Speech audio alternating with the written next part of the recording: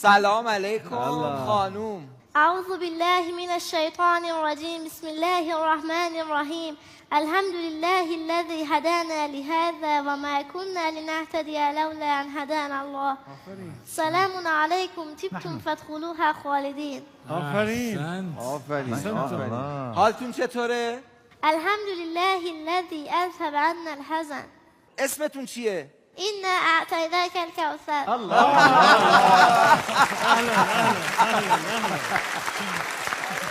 خب پس کوثر خانوم مهمون ماست. تا اینجاشو فهمیدیم. إنا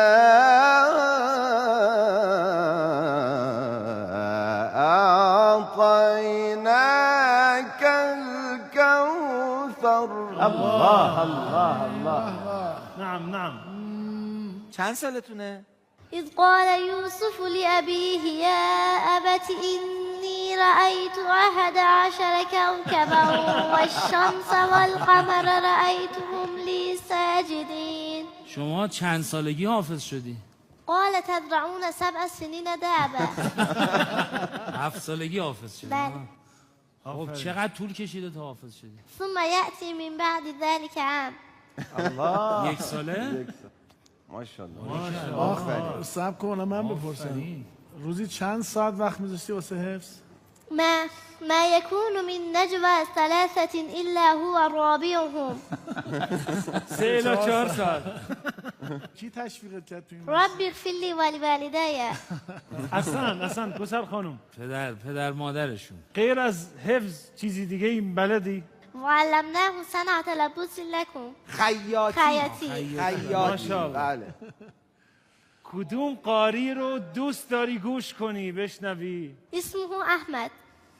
الله. اسمه احمد بابا بزرگمونم. خب برنامه رو تموم یه کنیم دیگه.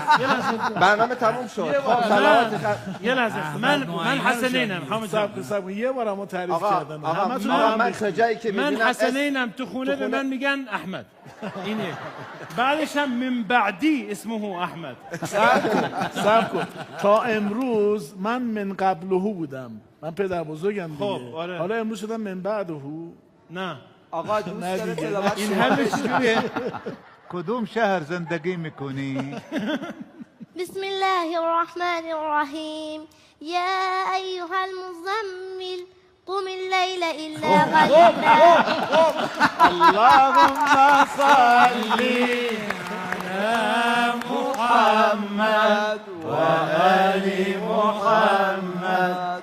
اللهم صل على محمد وآل محمد.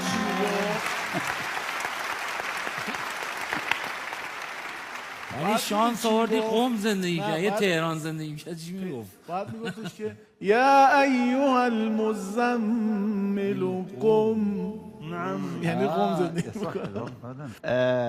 سؤال في المستقبل یعنی آینده. يعني ماذا ترجين أو من الله تطلبين من الله؟ ما هو آرزوت میگه چیه؟ لحظة كوثر. آرزوت چیه؟ بما كنتم تعلمون الكتاب وبما كنتم تدرسون.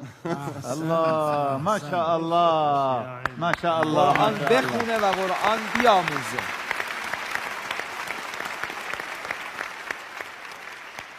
حالا من یه چیزی بپرسم رسالت جان. صادقانه بگو کدوم میزبان رو بیشتر دوست داری؟ قل هل تربصون بنا إلا إحدى الحسنيين. آفرین. بس. یکی دیگه هم هست. نه بس. هستش بس. اصلا بس خلاص. التائبون العابدون الحامدون السائحون. كوثر أنا ماذا؟ كوثر رضوان ماذا؟ ببین این حامد اون حسنیین ولی و رضوان من الله اکبر. یه جوری گفت آره حسنیین. رضوان من الله اکبر. شاید دوست نداشته باشه. ولی قاسمیان تو قرآن نداره. و قاسمهما انی لکم. خب حالا چرا این دوتا رو گفتی؟